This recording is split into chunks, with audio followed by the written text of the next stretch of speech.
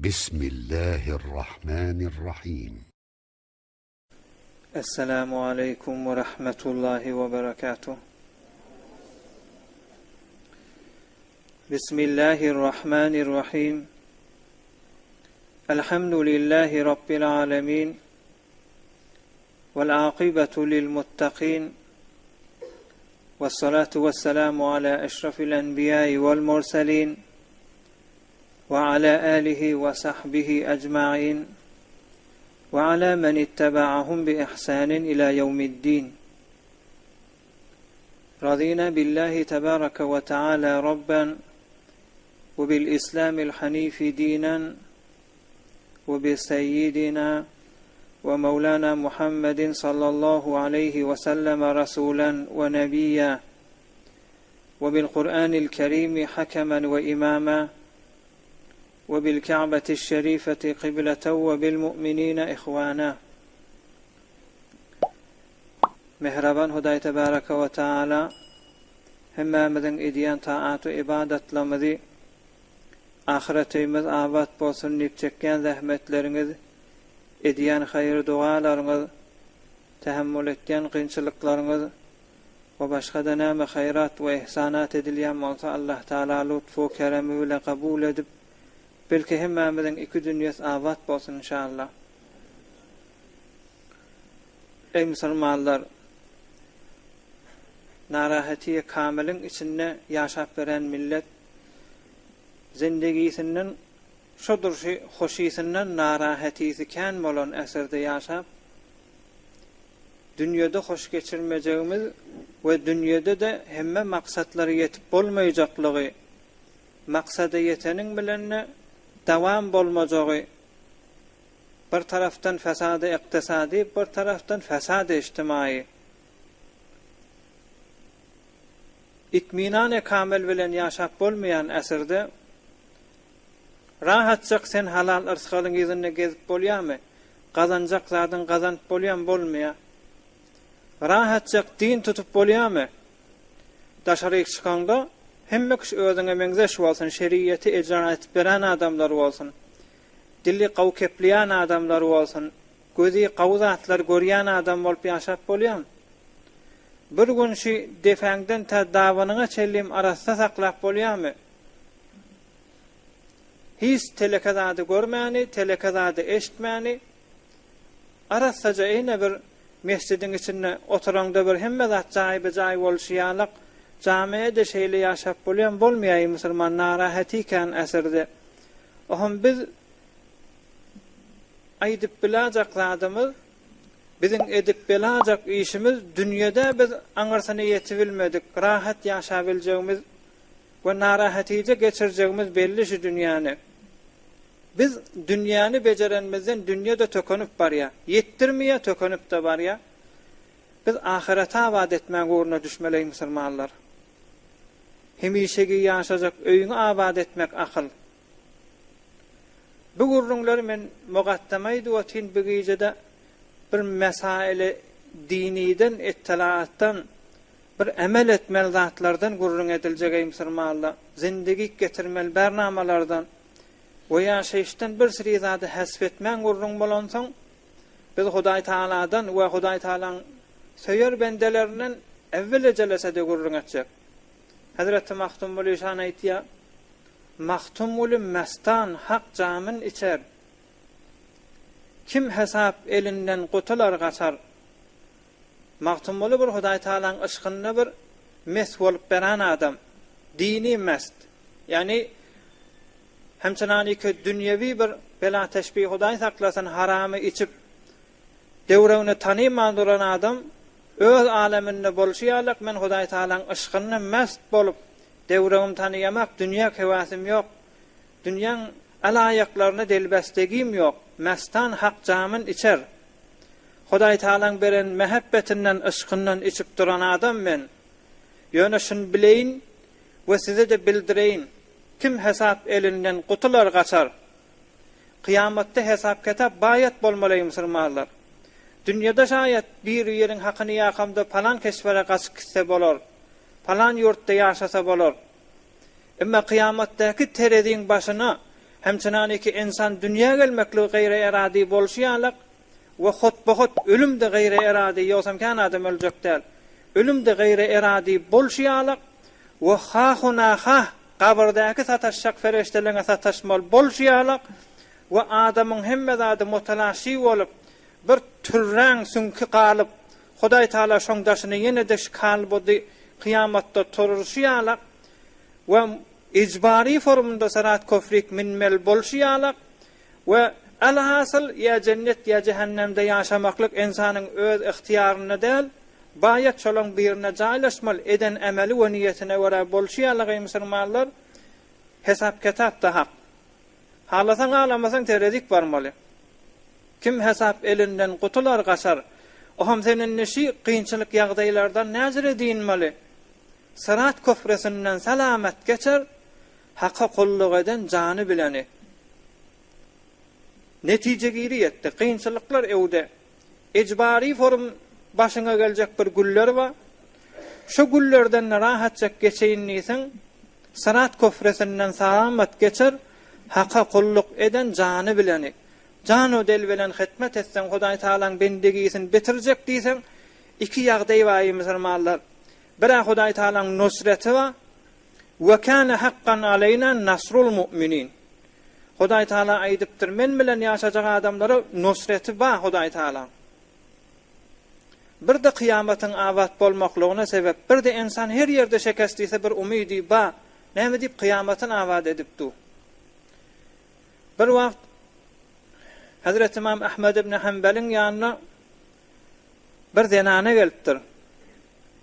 Ma'ruf hikayet ýönemen dersine aýtjak bolýanna Hazret İmam Ahmed radıyallahu taala 4 tane mezhep başlaň biri. Şoň ýanyna bir zenane gelipdir. Ey İmam Ahmed, senden bir sualym var.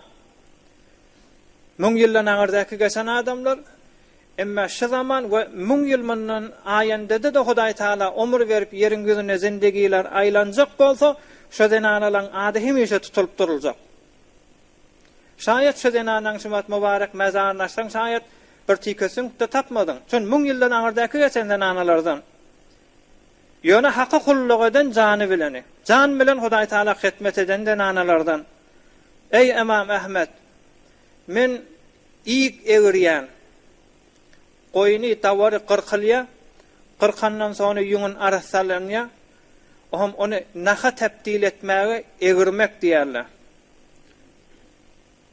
İyi egirýän pişkämi, özümde poştabama çykýan giýjelerini aýyň ýalkymyndan peýdalanaýynyp. We bir wagt boldy hyýawandan halife geçip gitdi giýjäň bir wagtynda. Halife diýen öz wagtynda fermandar we standar hesabyna. Halife geçip gitti. Şoňda öz kerwanyň, öz leşkeriniň çyrasy var, panary var. Şoň panar geçip barýaka o aýynkydan bireme ýaqtysy kärrek, ezafarak 2 defe egirdim. Şu maňa dogry bolarmy haýa kıyamatda men musulmanlaryň başdagyndan ýa başga bir halifeden indi ýeňirrek tutjak bolsak başga bir adamyň çyrasyndan istifade etdim, ejaz almany. Şoňa jogapku ýok. Aňyrrak kökünden tutjak bolsaň şu çıra Beytul Malyň çyrasy kullu memleketimin belgili bolarmy hadyp şonu soraýan senden dipdir. Şonda Hazret İmam Ahmed ibn Hanbal radıyallahu taala sorady diye imam aýtdy, bu gaflet aleminde neçik sen munyň din gamyna bir adamlar gaflet zamanına bir-biriniň hakyny ýejek bolup durlar. Şu zamanda sen şeýdip dini gaýg edip berrak tutsaň halifeň özüne, aňyrrak tutsaň da Beytul Malyň çyrasy şu kullu millete bergili bolamaýyn diýip şunu sual etýän. Sen näjere eden ana? Mun sual etýän adam heýwara aňyrsy bir dağ ýalak ýerden bir arasaja çeşmeden çykan denana bolmaly sen diýenne. Onu aýtdy diýe zaife diýip gelýär tarihlarda. Şayet barada zaife bolsun, ýöne asli ýa-da raziýemişdik şoň, raziýe. Zaife aýtdy ey makbule wafi, meniň hem razym erdi beşrahafi. Ey wafi formuna, tekmil formuna Hudaý Taalaň ýa-na makbul bolan ey Imam Ahmed, men Beşrahafin ayarlaganlıktır. Beşrahafi kim işti gurrun geler. Onda şonda Hazreti İmam Ahmed ibn Hanbal ağlaptır. Beşrahafin ayarlagany bolsaň sana dogry däl, başga kişi dogry bolsa da size dogry däl. Son sizin ojaňyz arasynda diýdi. Beşrahafi kim ey musulmanlar? Beşrahafi Türkmenistanyň Mary diýen ýurdundan şäherine dünýä gelip, sonra Medine-i Munawwarada kän ýaşap we öz takwalygy bilen, dogurçylygy bilen Hudaý Taala eden hitmeti bilen tarih bejer gidipdir. İslamyň awreýine agzallaryna tarih kitaplarda şular ýalak adamy İslam terbiýet berdi diýen musulmanlar Beşrahafi şolaň biri. Türkmenistanyň türkmenlerinden Maryda dünýä gelýär, Medine'de ýaşaýar, sonra da Hudaý Taalaň bilýän ýerlerine aýlanyp ahyrda da Bagdadda jaýlanýar. Şumat Beşrabat diýip Bagdadyň bir owalarynyň birinde şoň ziyaretgahy bar türkmenlerden. Hazreti Beşrahafi Peygamberimiz Aleyhissalatu vesselam'ın mübarek Medine'de ýaşaýan wagtyny kewş geymerdi diye. Müň ýyldan aňyrda geçen adamlar kewş geymerdi diye bu gumlaň etegine Peygamber ýatydy. Hudaý Taala näme pay berdi? Hazreti Beşrahafi Medine'de mehman bolan zamanna Medine'ň ulaglary da kan, düýeleri kan, dawarlar kan Medine'ň kuçalarına, hyýabanna bir dana gomalak tapylmardy diye. Ewliýalar Hudaý Taala bilen irtibatda sual edipdirler. Medine'de meger gomalaklamaýarmy diýerler dawarlar, gomalaklaya. Ondan näme dip Medine-i Munawwaraň hyýabanlar arasynda diýende Beşrahafi Peýgamberi hormat etdi. Bizim dostumuza hormat edip ayak yalaňaç gezdi, biz de hormat edip on ayagyny tezege degirmeýäs diýdi Hudaý tarapdan. Hazreti Beşrahafiň ayarlagan müştikki meş'eli sual edipdi uşa. Oham Hazreti İmam Ahmed wagz bermäne durupdyr. Gerek ýerşde aty musulmanlar. Ey zaife, ey raziya. Sen hewara dur yerden akdiýasaň çeşmeň, sual etýäniň de billim, takwa hanawadadan sen çeşmeňi durja akyp duran çeşmeňi bulanşdyrma, bulançak etme diýdi. Öz erkek doganyň Beşrahafiň ýylyna düş. Şon ýal boljak bol. Sen bir iradyňma diýipdir, ştasy gerek musulmanlar. Sen bir iradyňma, şu mahal bir pişgani, şon ýüň darak bilen ýüňi darallaryna amada ýa nahw bolmak bolýar. Şoňa türkmenler pişge diýe.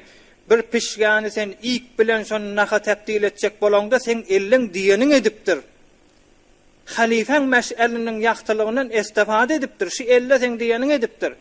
Emma sen Allah rahmeti Beşrahafi erkek doganyň o bir takwa adam etdi. O bir Hudaýyň çyn dostutdy. Jany del bilen Hudaý Taala hitmet etdi. O her mugada bir biderek zada niyet edeni bilen hakykatan niyet etmeýär, gastan niyet etmeýär. Bir mugada bilmäni bir dogurda işe elin uzatjak bolsa da eller asmardy. Eller özünden itaat etmerdi. Biz görerdik Beşrahafiňi. Bir sadaka baranna şu sadakaň taamy şüphesi bolsa bismillah dip elin uzatjak bolýar, eli asanap şel bolardy diýýär musulmanlar. Sen elin egirip duraham ýüňi diýipdir.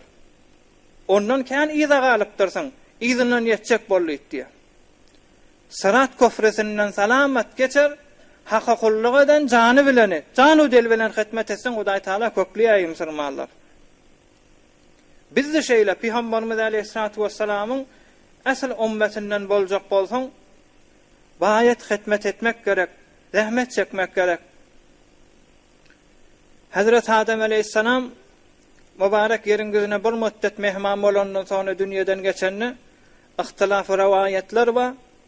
Ýöne bir ette tarihde Allah'ın aýdyşyna göre Hindde Sarandip diýen bir oy var. Şu oýyň içinde Hazret Adem Aleyhissalam'ın mübarek mezarı diýip wagzalýar. Sarandip diýip Hindde bir oy var. Şu oýyň içinde Hazret Adem Aleyhissalam'ın mübarek mezarı. Qadim tarihlerde agzalýar. Hazret Adem Aleyhissalam'ı ýere jaýlanlaryny şonu iki däne şonu mübarek mezarından bir däne bağ çykdy diýär. Aw gerek görüň. Hazret Adem Aleyhissalam'ı mübarek ýere jaýlanlaryny şon mübarek mezarından bir däne bağ çykdy. Ýyla iki defe gül bererdi. Şu iki defe gül berende her gülüňde 7 däne ýafragy bar. her yaprakta da la ilahe illallah Muhammedur Resulullah yazıp diye. Yılda 2 defa şu bağ güllüye, her güllülde 7 tane yaprak var, her yaprakta da la ilahe illallah Muhammedur Resulullah. Ohum şu zamanın baştağı Hazreti Adem Aleyhisselam'ın izini eye olan adamlar inni şayet o bağ 1000 yıl sonra görenler, şayet 500 yıl sonra görenler, şayet Peygamberimiz Aleyhissalatu vesselam'ı yakın asırda görenler o Hudaý Taala bilýär. Ýöne şu tarihte bolup durşan mübarek mezarında bir bağ çıkıp o da güllep, o da yapraklar şeyle. Ohum şu zamanın, şu mentaqan eyesi memur goýardy diye. Memur goýardy, şu yaprakları beter mozmen merislige gireden adamlara bir tane yaprağından, gülün yaprağından bererdile diye şoňa. Ol adamda bil ağıryan bolsa bilini elle görenne, göz ağıryan bolsa gözüne degirenne, diş ağıryan bolsa dişine degirenne derja şefaat afardy diye. Hatta tarihte agzalya şu gül Peygamberimiz Aleyhissalatu vesselam'ın mübarek adı yazılı üstüne gül şonu bir nabina adamlara da gözüne degirellerini gözü şefaat tapıp sonra gözlü oldu diye Müslümanlar. Ohum bize tarih kitaplarda bize teşvik de edip aýtýarlar, bizi hoştar verip, tezekkür verip de aýdylypdyr Müslümanlar. Bir gül şoň bizin Peygamberimiz Aleyhissalatu vesselam'ın adı yazılanna bir kör şefaat tapýar. Emma şu Peygamber bizim başdağımız şu Peygambere biz meňzejek bolsak, getiren şeriatin can ödel bilen amel etsek, bizim erzeşimiz Hudaý Taalaň ýanyna ondan kän Müslümanlar. Her ýerik barsak biz nabinalar binaý etmeli bolýar. Her ýerik barsa bereket bolmaly. Hatta agal özü bereket bolmaly Müslümanlar. Özü nabina bolmalylar. Özü görmeliler. Zatlary görmeliler, görmeli zatlary da görüp galmaly Müslümanlar. Peygamberimiz Aleyhissalatu vesselam'ın asl ýoluna gaýym bolmak gerek. Hilafe peygamber kesireh gözit ki hergez be menzel nahahat resit. Melek kıymatın bilmän gabiler az bahaya satdy. Neçe sabiler arzu edip geçmiş önkü nebiler celil rahmeti sana da belli. Bir bağın yaprağına adı yazılan Peygamber şoň hormatyny körler gözlü boldy diýär Müslümanlar. Geçen hafta özüňiz bilişiňiz ýaly Peygamberimiz Aleyhissalatu vesselam'ın mübarek 8 ýaşynda 4 tane olakan wakalar boldy. Inni 9-njy ýaşy. 9-njy ýaşynda Peygamberimiz Aleyhissalatu vesselam Ebu Talib bilen Şam şerif tarafa gidýär. Şam şerife gidenne ýöne gidip gelýär bir tijaret üçin. Bularda bir olakan wakalar bolmansaň, faqat şu seferiň özü bolupdyr. 10 ýaşanda Peygamberimiz Aleyhissalatu vesselam mübarek şakkus sadr bolupdyr. 5 ýaşanda gursagy ýarlyp ýürekler jennetiň suwy bilen ýuwulan Peygamber 10 ýaşanda da ýene ýarlyp şeýle mübarek gursagyndan tä göwgüniň etegine çeldim. Şu tada içindäki mübarek ýürek zatlaryny jennetiň suwy bilen ýuwup ýene ferişteler bahyýa worup jaýlapdyrlar. 11-nji ýylda bir gurrun bolupdyr. Peygamberimiz Aleyhissalatu vesselam 11 ýaşynda bir waka bolupdyr. Elbette Müslümanlar giň akylly adam bolsa, akly giň bolsa, ýani narahatysi bolmasa, stresi bolmasa, meşguliýeti zehnisi bolmasa, bir kenara çykyp şu hekaýany gowgulak atsa, kitaplar ýazyp bermeli şu hekaýadan. Diniň bir tarafy şoň üstünde piýada bolýar şu meselem. Peygamberimiz Aleyhissalatu vesselam 11 ýaşanda bir gurrun bolupdyr. O da näme? Kafirlan Qurayşlan bir ihtiram edip bir täzim etýän bir botu wady diýe ona Bawwana diýerler. Bawwana diýen bir täzim etýän botu wa şu botuna zol täzim edip şoň ýanyna baryp mallar damak çalyp ihtiram goýýar, ibadet etýärler, şonu Hudaý bilýärler. Ve yılda bir günne muhtes kullu Qurayşlar, kafirler, Mekkan kafirleri üýüşüp daňatardan ta gün ýaşaýança şu Bawwana diýen botun ýanyna ihtiram goýup durýarlar.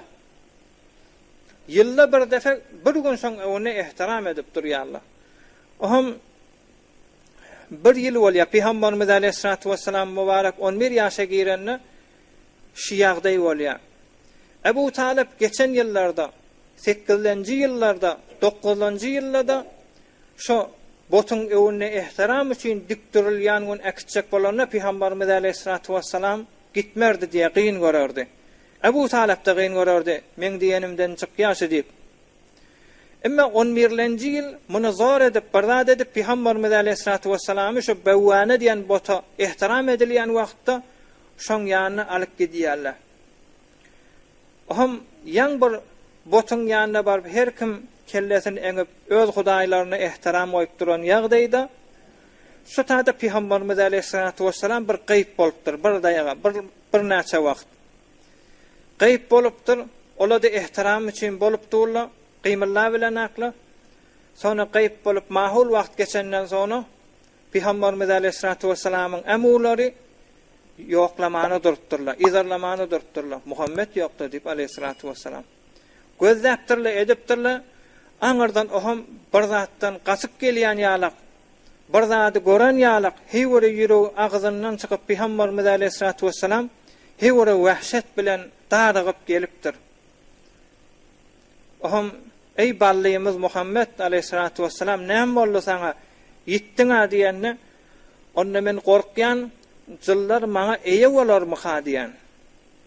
Emular aýdypdyr, ey Muhammed beýdime? Sen dünya gelenden mer sana bir ulukon bereketli Hudaý Taalaň ýanyna izzetli, şarafetli bir ulukon bir ýagdaýlar görnüpdi. Hudaý Taala sen bir gawadam bolansaň seni zaýy etmer. Näme boldy? Gurrunun berdiýänni ondan men gittim şu sizin Hudaýyňyzyň ýanyna bewane diýen bota ýakynlamda bir ak ennamly uzzinada men sırtymdan heýwara haýwatly ses bilen gyýgyrdy. Ey Muhammed, bota golaýlama, kellede eňme. Daşanrak ýerine de durma. Git pitadan etdi. Men de şoň sesine haýwatyna onken nam sarsyp, sonra şol adama haýwatym nemetmäni bir ýere gaçdym şymatdy gelip durşum diýdi ey musulmanlar. Peygamberimiz Aleyhissalatu vesselamy Hudaý Taala terbiýet berýär. Kakasy bolmany, emuzy kafir bolup, mübarek enatası bolmany, bir muallim de bolman, murabbi de bolmany Hudaý Taalaň özi oglonlukdan terbiýet berýär. Peygamberimiziň de özi aýtdy Aleyhissalatu vesselam: "Addabani Rabbi fa ahsana ta'dibi." Hudaý meni terbiýet berdi we terbiýetini ýerine ýetirdi. Indi ştada musulman dogallar kan dersler var. Ýöne bir etde dersleri, bir çykýan gurrunlaryny onu howzawi ilimler bilen ýyzyna tahqiq edip, onu tefsir edip, gawja düşünüp, onu hefs etmesele, onu yüreklerine jaýlamasa, bir 15 daýga, 20 daýgada aýdyp boljak gurrunlardan. Ýöne ştada bir iki däne muhim mesele gelýär. Bir meselesi, ey musulmanlar, bir dersleriniň biri Peygamberimiz Aleyhissalatu vesselam yürekden şobata etiqady ýok. Ananmaya, şoňa Hudaý diýip duranak. Evvelin kelimesi Hudaý Taala, Allahu la ilahe illa huvel hayyul qayyum. Hudaý Taalaň ady bilen Peygamberimiz Aleyhissalatu vesselam kepläp başlady. O botu kabul edip duranak. Şoňa eňilen bilen Hudaý Taalaň ýanyna tutulmaya, şon bilenak. Sende teklife yetdim şo. İbadet etmel wagty yetdimi? Yetmedi musulmanlar. Onu da Hudaý Taala şon kafira meňzetmejek bolup Peygamberimiz Aleyhissalatu vesselamyň ýanyna onu Hudaý Taalaň özi bilmel o gelen ýagdaý şayet Hazreti İbrahim Aleyhissalamyň mübarek ruhaniýaty bolsun, aňyrdaky arkalary şayet Adem Aleyhissalam bolsun, şayet Nuh Aleyhissalam bolsun, şayet Cebrail Aleyhissalam bolsun. Alhasil insan suratda gelip Peygamberimiz Aleyhissalatu vesselamy bir tezakkur beripdirler. Nämäni düşünýär ştada musulmanlar? İnsan özüne meňzeş adama meňzemeli. Şumal biz bir zamanda ýaşapbäs, bir ýygyda ýaşapbäs. Hemmemiz musulman, ehli sünnet, Hanefi mezhep, Maturidi aqida. Biz musulmanlara meňzemek şert. Musulmanyň içinde Hanefi ýygyna düşmek şert. Ve aqide etmeli hatta da Maturidi aqidada ýaşasak biz Hudaý Taalaň ýanyna makbul insan musulmanlar. Canı delvelen hizmet etjek, zahmet çekjek. Emma mengzemelle adamlara mengzejek bolsak, mengzemelle ferhenklere mengzejek bolsak, onu Hudaý Taala ýolunu ýitirdi ey musulmanlar. Mengzemelle diýdi näme? Bir mengzemellik ba bir zindegi, atdi zindegide. Kafirler da maşin minýär, biz de maşin minýär. Bu meselede Hudaý Taala bizi tutmuyor. Emma biz dinni Hudaýyň ýoluna ýaşap beres. Umury dini de biz kafirlere bir zada mengzesek ey musulmanlar täzim etmeli bolany, ihtiram goýmaly bolany. Onu Hudaý Taalaň ýokuş görýän zady bolýar ey musulmanlar. Kän gurrunlar ba. Meselen näjere mengzemelliýanyň adam namaz okuýanna Hudaý Taalaň ewünde durýar. Hudaý Taalaň ewünde duran adama mengzemek şert. Musulmanyň agzyndan bir çykýan zatla, musulmanyň kepläjek zadyny keplemek şert. Mengzemek şert ey musulman dogullar. Bir wagt Hazrat İmam Ahmediň öýüne, ýanky ben okuda we Hazrat İmam Ahmed ibn Hanbaliň öýüne Hazrat İmam Şafii mehman boldy diýip giýje galmana. Iki däne diniň sütuny bir gecede bir ýerde ýatypdyrlar. Hazrat İmam Şafii radıyallahu ta'ala Hazrat İmam Ahmed ibn Hanbaliň öýüne mehman boldy diýip bir gece istirahata. Şamidile ýasadan soňra, Şamdan soňra bela fasala seferiň alaimi bolan saň Hazrat İmam Şafiiň üstünde istirahat etdiler, o tahaba girdiler, yattılar diye. Ohum erti namaz olanlar da Hazrat İmam Şafii'ni barıp turdupdurlar. Sonra hava ýaktalanlar. Hazrat İmam Ahmed iki mizban öz bir qizi bolmaly. Şu qizi aýdypdyr, däde diýipdir. Diniň sütuny mujtehid diýerler. Ulukan alim, ýyzyny düşülýän adam, agzyny gözelýän adam. Şoň zindigisini bir onwany din hesap edip, mezhep hesap edilýän adam 3 tane irat başynda diýipdir. Evvelki iradi sen bilen iyidi, din işti özü doýança iyidi. Musulman adam damagyny az ýemeli. Bir miktar nura goýmaly medem Peygamberimiz. Nur jaýlaşar ýalak, ibadete yaltanmar ýalak meger azrak gezmeli medem Peygamberimiz aleyhissalatu vesselam. Bira doýdu diýipdir. İkilenjisi yatanna Hudaý Taalaga çyn bende bolýan adam bu salihine min qablikum. Her kim salih adam bolsa, ahir eşep erti namazdan bir saat yarım önce ibadet etdiye teheccüd okuýar. İbadet etmedi diýipdir. Teheccüd namaz okuýmat diýipdir. Üçüncü iradyda erti namazdan dehresiz okuýdy şu adam diýipdir. Olu da bir takwa adam, bir aliming bir aýbyna şak bolup duran adam, ya bir nefer bir zerrebiniň etegine salaýan adam däl. Takwa gyýdaglar. Hazrat İmam Ahmediň özünden keramet görülýär, gyzlaryndan keramet görülýänden analar. Olu qyn görüp sual edipdi. Şonu Hazrat İmam Ahmed bu 3 tane sualyň men özünden sual edeýin. Şu mehmanlykdan gaýtmaka sual edipdir. Ey İmam Şafii, men gyzym 3 tane sual etdi, irat etdi. Sen şoňa näme jogap berýän? Evvelki sual näme? Onu akşam doýança iyidi diye. Onu ey Ahmet diýipdir. Men iýanym, sen bir takwa adam, sen bir dogry adam, sen bir arasy adam, halalxor adam, sen çöreň halal adam, özüňde kerim adam, Hudaý Taalaň ýanyna ihtiramyň ma, bir halal irsal, bir de sahy we Hudaý Taalaň ýanyna kerim adamlaň Hudaý Taala şolaň irsalna, şolaň syfrasyna, perişteler demuriýa şolaň syfrasyna, şolaň derman bolýar. Ey Ahmet, senden men ahyryna çellim iýenim, doýmadan çyryym iýema, menne bir günah gir edip duran adam, günäme derman bolsun diýip idim diýipdir. İkilenjisi, teheccüd okuýmat diýäňiz. Men kellämi köpçekde goýan wagtymda, ýassakda goýan wagtymda, ewimde Qur'an bilen sünnet, Peýgamberiň zendegisi gözüme öňe gelýärdi. Qur'an-ı Kerim gözüme öňe gelýärdi, okuym gelmedi. Bizden soňra adamlar näjere din tanymal, näjere ýol tanymal, diniň ýoly ýitip gidamasyň diýip okuym tutmany Qur'an-ı Kerimden Peýgamberimiz aleyhissalatu vesselamyň ýaşaýşyndan tädaňa tinçe 72 däne. kellemi koyanımdan täden atyança öz mezhebinde Şafii mezhepde halal haram meselede 72 tane cidid meseleni Kur'an bilen Peygamberin yaşayışından istihraç edip koydum dipdir. Ve şoňa pikir edip duruşma musulmanlar falan mesele pişgelansa näme etmel ka dogurmy ka dogurdam ka şoňa pikir edip barşyma tähäccüd okuymak ýadymdan çykdy dipdir. Üçüncüsü men kullu giyjany şeýdi pikir edip fakat dini ulumy diniden çyryň men oýa geçirdim dähratim bozulanak.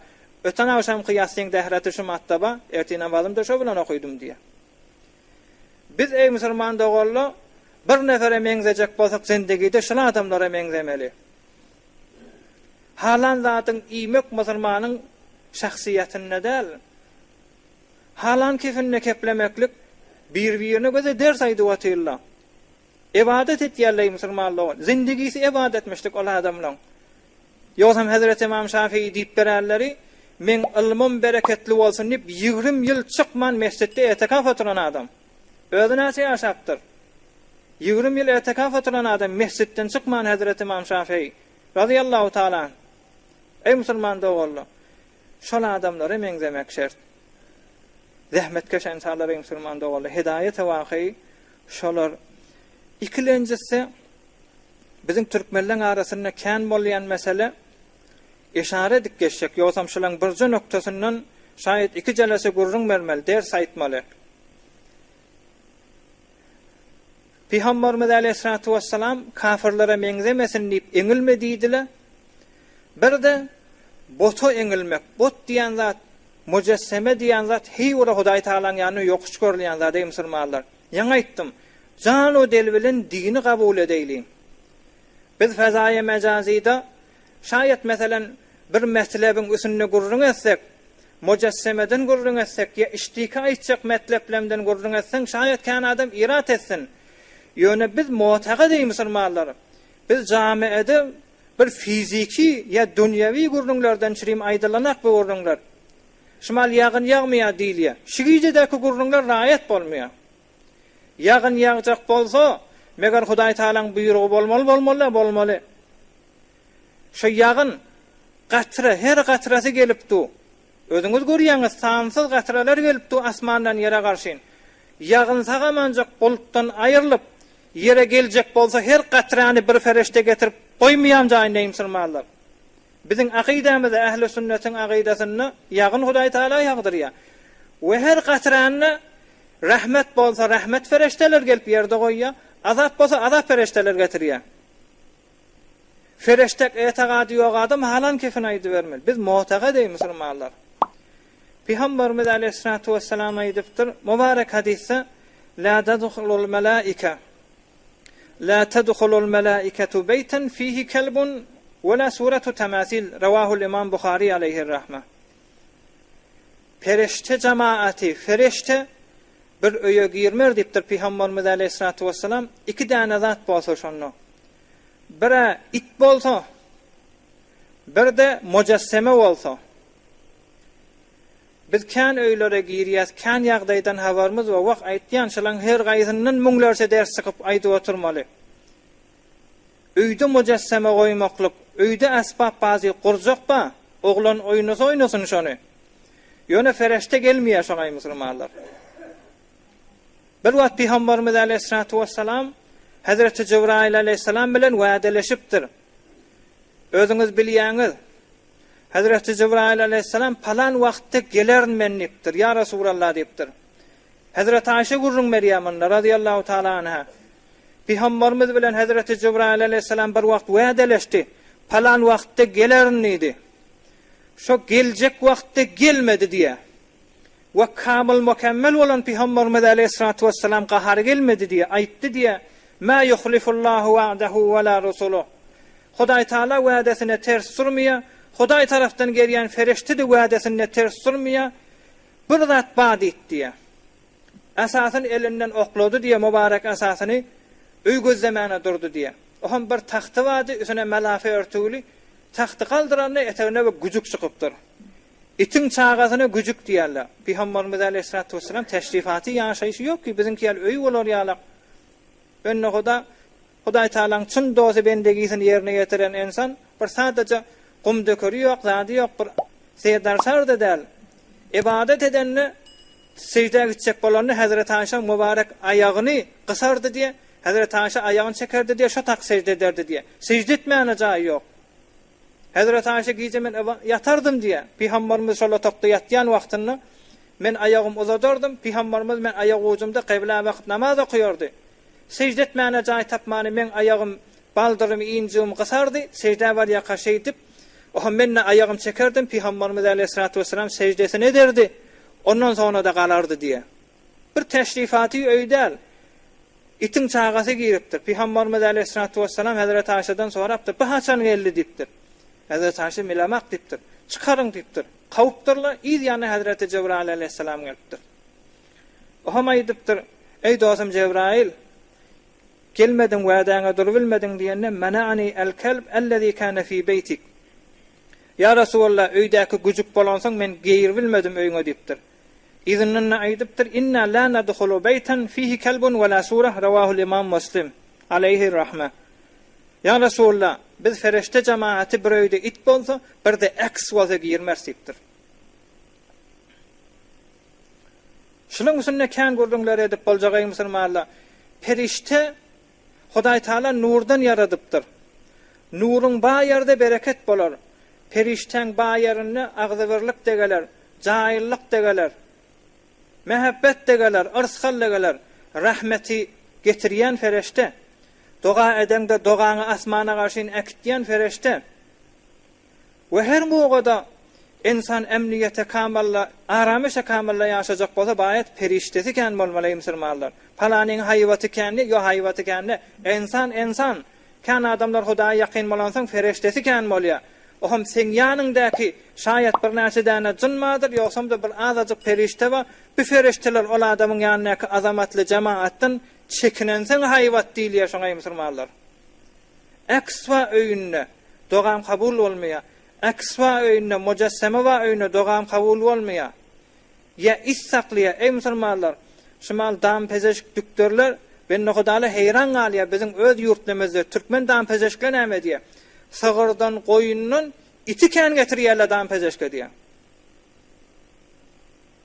İt lüzumy barmy şuňa diýip musulmanlar? Ya zereri barmy?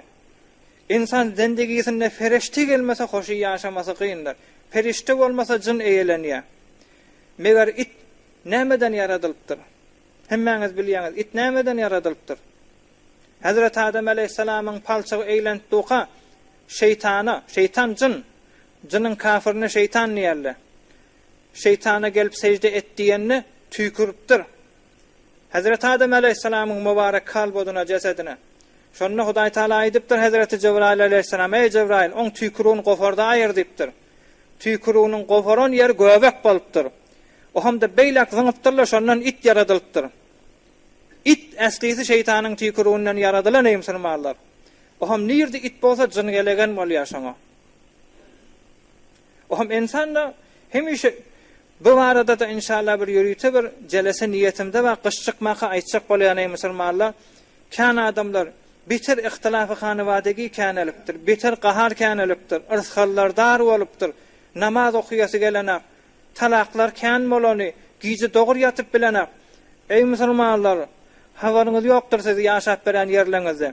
Bir adamla we şu eýmaşy pitin nuranak. Eýmaşyň zol bir zat ýertuwaty. Bir adamla we bir zenanala ýaşap Türkmen sahrada. Narahat bolýar, gelýär gizi diýe ýaşap bekem saçymy bir zat kesip alyp gitýär diýe. Oşuklara gün yok. İyibiçki gün yok. İyibiçki goýýas gizi iýilipdir. Gaflar golpýar. Gizi iyibiçki iýilipdir ey musulmanlar. Bilýäsmi biz bir guşasyna aýtjak bolýan. Şu mahal jynyň iýibiçkisi näme? Jynyň iýibiçkisi iki zat. Biri damakkan. Sagır damak çalaňda, goýun damak çalaňda şonda bir çykýan bir garaganma, nejis iýmekligide gordal. Enname degse de nejis etdiýär. Bir damakkan, inki ýeti bilmeýän iýibiçkisi şu jyn jamaatyň bir de sünk. Haýatda gadymda Hudaý Taalaň bir söýür bendeleriniň ýaşaýan wagtyny bir resmitdi diye damakkany pil bilen ekidip başga ýere goýardylar diye. Jynyň iýibiçkisi diýip. Biziň şeriatimizde gadymda suwuň tapylmaýan wagtyny sınjadan estenjadan arasa boljak bolanda jynyň iwiçkisidir süň nemetmäň diýerdiler.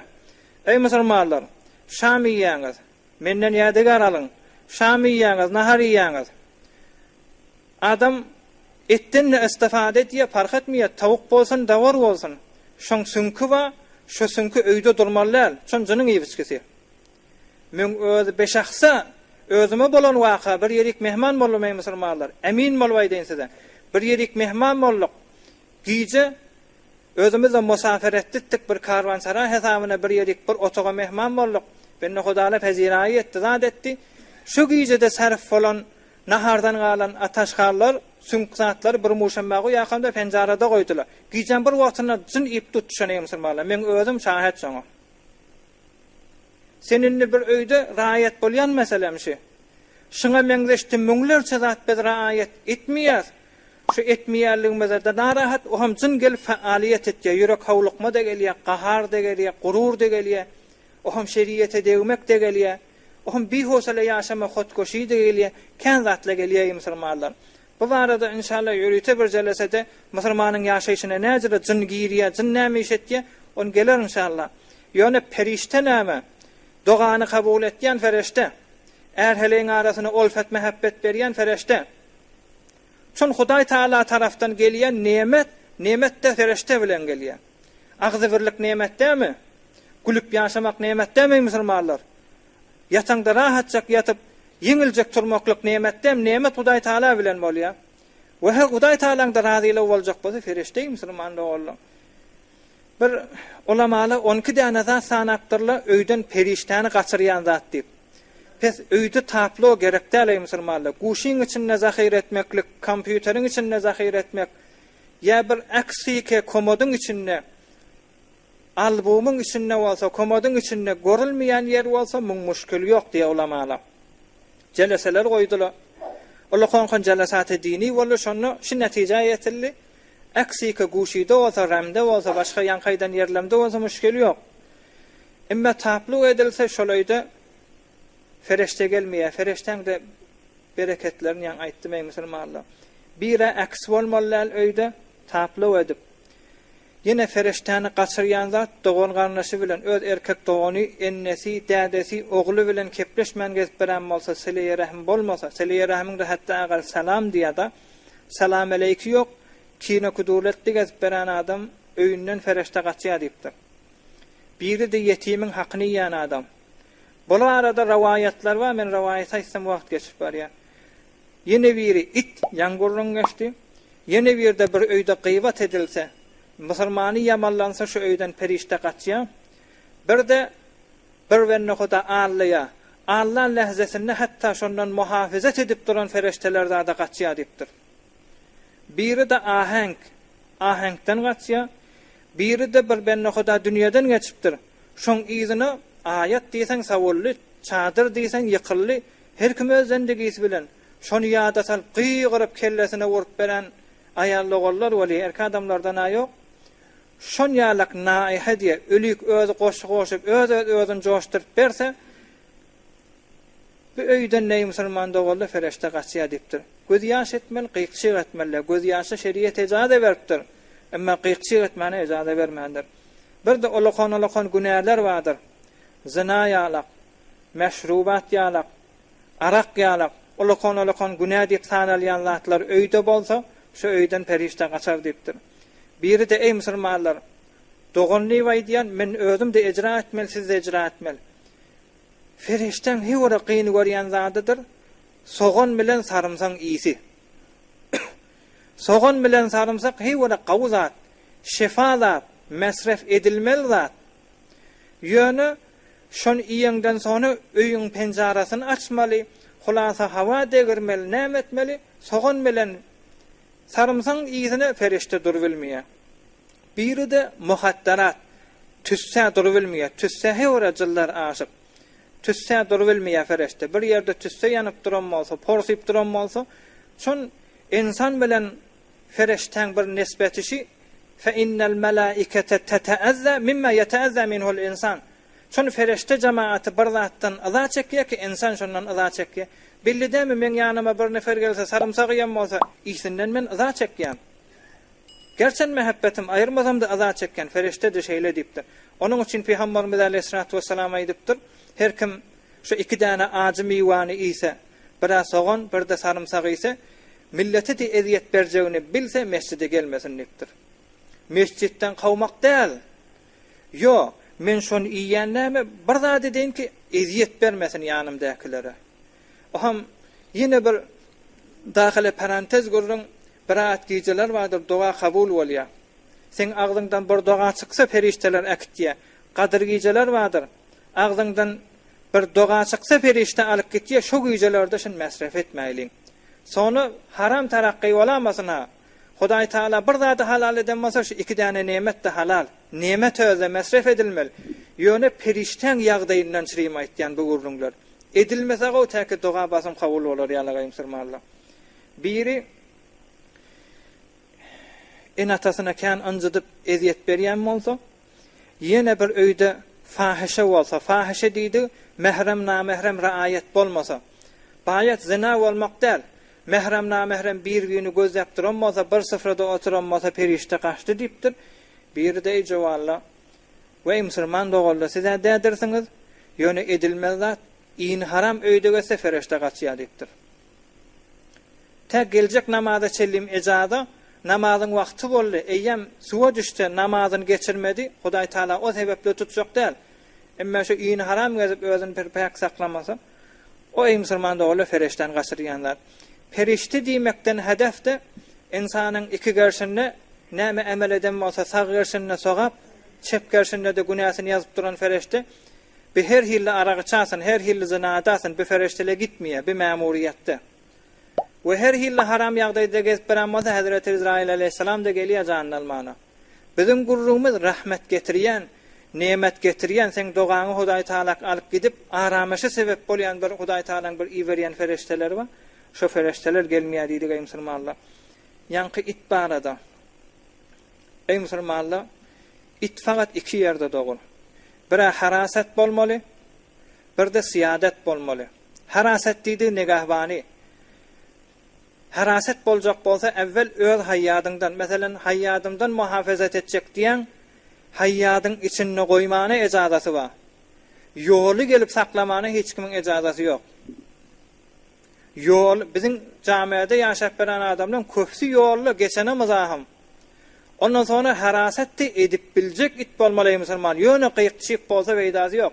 Meselen bir ogry gelse, ogryň öhdesinden gelip biljek bolsa, ogry bilen tanışı tanıyan bolsa, ehli bilen gaýry bumi adamlaryň saýgaryp bilýän bolsa, ýa her kim geçse, men ne geçsem ýürüpdi, o da geçse ýürüpdi, käde öde ýezine de ýürüpdi. Bulan hem mesele musulman Hudaý Taalaň ýanyna mesuliyeti bar. Evvela siyadet, seyitden çyrym, o da tälim şoda bolsa, bir de harasetden çyrym. Ey musulmanlar, şu it heýwere Hudaý Taalaň ýanyna hormaty saklanmaly ha. Hazreti Şah Nakşibend Behawettin Pir eşitýänlersiňiz Hudaý Taalaň söýen bendesi hoja dogullardan Hazreti Şah Nakşibend Behawettin Pir bir wagt gaýrada Ceyhun derýanyň kenaryna duqa bir nefer şu zamanyň Hudaýyň dosy barmyka ay geçen zamanna gawga weliyle bady diýeni bolýan işallar ojaklar bady şu zamanna barmyka diýip duran ýagdaýda Hazreti Şah Nakşibend 17 ýaşynda şonu Hazreti Şah Nakşibend uluhan adama diýipdir ýaşly sen her asyrda Hudaý Taalaň söýen bendeler bardyr hatta şumat bir ýaşap beren Hudaýyň söýen bendeler bar şu Ceyhun derýak tersine akdysa ters akar diýenne şu da Ceyhun derýak ters akmany durdy diýär 17 ýaşynda Hazreti Şah Nakşibend şeýle welide bolsa, biziň kitaplarymyzda takwalyk kitap diýen kitaplarda gurrunmaly Hazreti Şah Nakşibendiň Hudaýa ýeteniniň illaty bir wagt bir itin dogasyny aldy diýipdir. Näzir itin dogasyny aldy, bir lehlah worup duran tomsun günne bir it lehlah worup dilini çykaryp duqa, bir quyu bolmaly, quyuň ne tanafy we ne bederesi bar. Şonu Hazreti Şah Nakşibend şeýle karamat görülsedi, şu quyuň içine iňa kamda mübarek bir rawayetde kulaşy, bir rawayetde böğrüni alıp şu suwdan doldurak hamda agzy bilen göňe çykaryp Ondan sonra şonu itin öwüne goýup, it de şondan yalap içip, ey musulmanlar, sonra Hudaý Taala'nın gudreti bilen ýanky it 4 aýagyny asmana tutup Hazreti Şah Nakşibende doga etdi diýe. İte hitmet etmeli. Men bu gurrun aýtýanym iti ýigrenmeliydi däl. Peygamberimiz Aleyhissalatu vesselam aýdypdyr, ite hormat eden adamlardan cennetde gören adamlar bar diýipdir. Bir iýbiçi beripdir, bir zat edipdir, horlamanlar, hormatyny saklapdyr. Holasa ihtiram goýulmaly. Ýöne men aýtýan gurrun o bilen bile zindigi ýetmeler. Şu mahal bir merisilik dörapdir täzelikde kullu jahanyň pezeşikleri şu netije ýetipdirler. Bir usterin gurrun şu mahal nabinaý, gözüň zayıf bolmaklyk, aksar adamlaryň gözi zayıf bolýar, eýnek takynýar, gadymda kan manjyda zayıflyk ýok. Nabina da kanelyp barýar.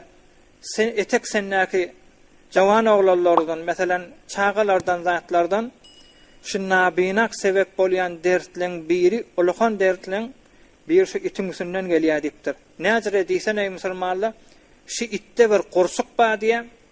Elbette zerrebini mewjudatlardan bolmaly. Bir gurşuk bar.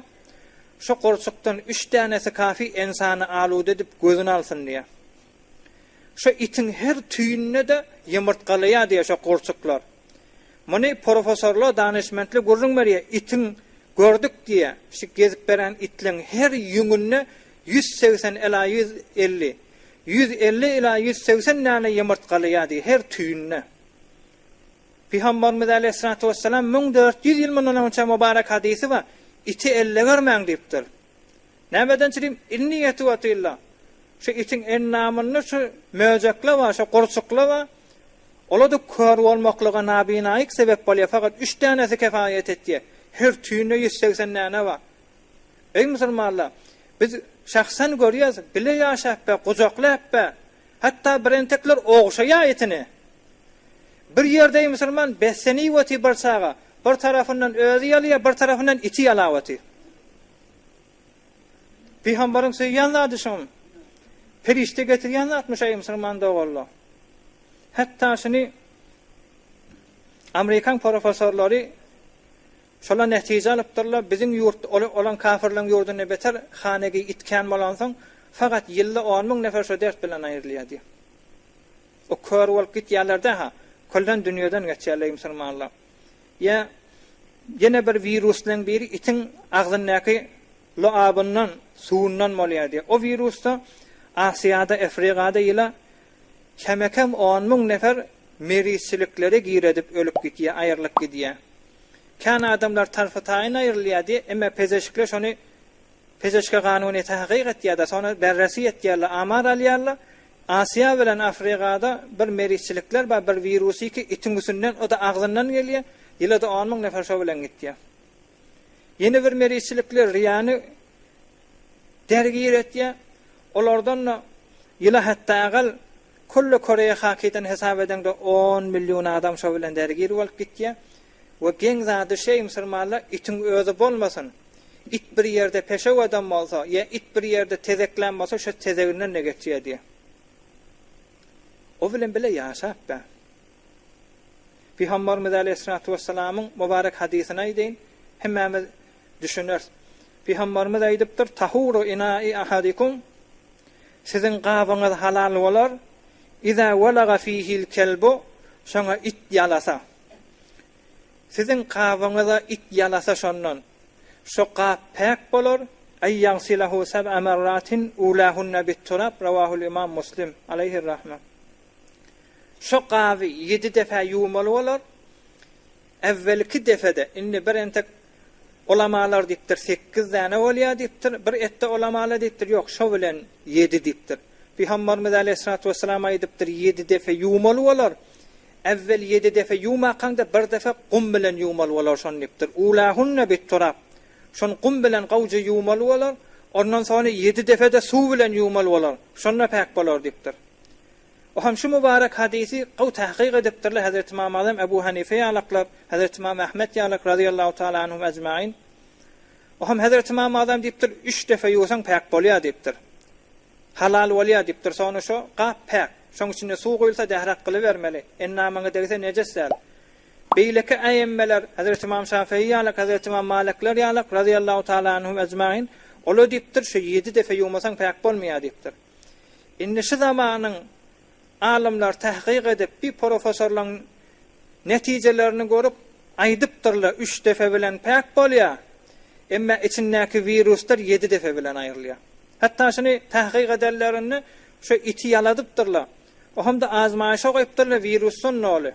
Şu virus 7 defe ýuwanna aýrylmandyr. Bir defe palçyk bilen de ýuwanna oham aýrylypdyr. Oham netije alypdyrlar. Heme pek bolmaly, halal bolmaly, täkin namaza geler ýalak. Oga bir de virusdan pek bolmaly. On Peygamberimiziň ajazy ha ulahunna bittirab. Önçe virus aýrlar ýalak. Bir qum bilen ýudipdir. Izinden 7 defe ýu täke pek bolar ýalak. Indi bir öýde ýaşap we o bilen zindagi edip beren bolsa, ey musulman, bir meriçiligi bir taraf. O taraftan da Hazreti Cebrail aleyhisselam Peygamberin öýüne girmändir. O da wäde berenden soňra. Hiç gaýsymyz Peygamber ýaly erdeşi ýok. We hiç gaýsymyzyň ojak Peygamberin ojagy ýaly. We hiç gaýsymyz Peygamberimiz aleyhissalatu vesselam ýaly bir erdeşimiz ýok. O hamda oň sene wäde beripdir.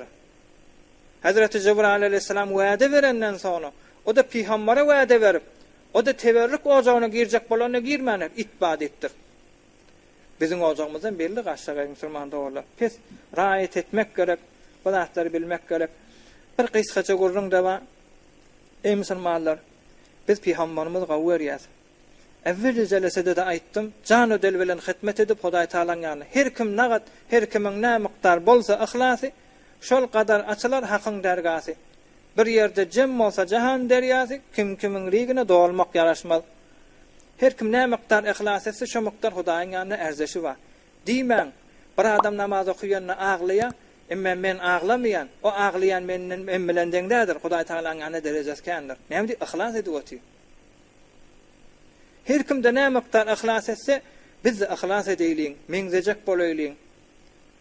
Bir zady-ki din ýokuş görýän bolsa zindagiden hasf edeýliň, bereket fereşten gelmekligine sebepdir. Şun biste haştam erti bistenahum bergun siyom.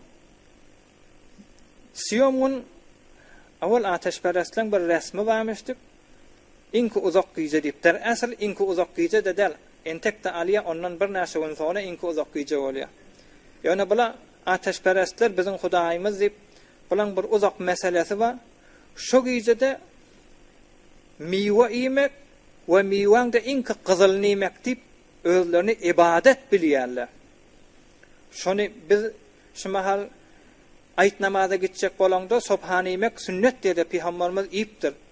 Emma Qurban aýda gidende, qurbanlykda aýt namaza gidende iýmany subhany iýmany aýt namaza gidip sonra da qurbanlyň damak çalyp qurbanlyň jigerini subhan edip iýmek sünnet.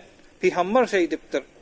Biz şonu iýsekde ibadet, aýtda iýmeyäs o da ibadetda. Şonuň ýalak şebi ýalda garfy diýmek ola ibadet hesap edipdirler. Din hesap edipdirler. Oham biz olaň din hesap edip duran zadyna meňzesek Hudaý Taala qyyn görer musulmanlar. İýmeller behterin nimetleri. Bir günüň çaýmeller, bir gün sony iýmeller, şolara meňzemesek gowular. Hazreti Musa aleyhisselamyň bir asasy bar. Onu inşallah bir gurrun wagtda geler.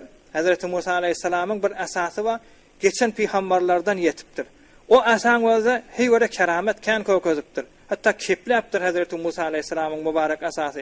O Firavonyň meselen ejdahalarny ýutmadan başga da bir hususy bir taryhy we inşallah giňrak fursatda agzar. Ýöne şu asa beter Hazreti Musa aleyhisselamdan uzundy diýe. Sonra bir kafir maskhara edip Hazreti Musa'nın asasy ýalak diýip uzyrrak gargy taýak alyp men de Musa boldum diýip maskhara etdi diýe. Sonra tarihte agzanly şu maskhara etjek bolup telekelik niyet ba Hazreti Musa aleyhisselamy we ýyzyny düşýärler anjytmak niyet bilen bolsa da imanly geçdi diýipdir. Näme diýip bir lahza Hudaý Taalaň dogasyna meňzetdi asada. Indi o ummet boljak diýip garabagryn bolsa o belli zat imanly geçdi, o belli zat gönenjek musulmanlar. İnşallah Peygamberimiz aleyhissalatu vesselam asl ummet hesap bolýanlar bir gul adi ýazylanna kör şefa tapdy. Emma siz asl ummeti Bişe Hudaý Taalaň ýanyna kan erzleşleňiz bardyr. İnşallah kıyamatda da şu Peygamberimiz aleyhissalatu vesselam bilen bile hoşda ýaşarsaňyz inşallah. nefere bir elham üçül Allah'ım inşallah ötelere dua edelim. برای مشاهده ویدیوهای بیشتر به کانال یوتیوب سخنرانی های علمای ترکمن سر بزنید، مشترک بشید و منتشر کنید، اجر ببرید.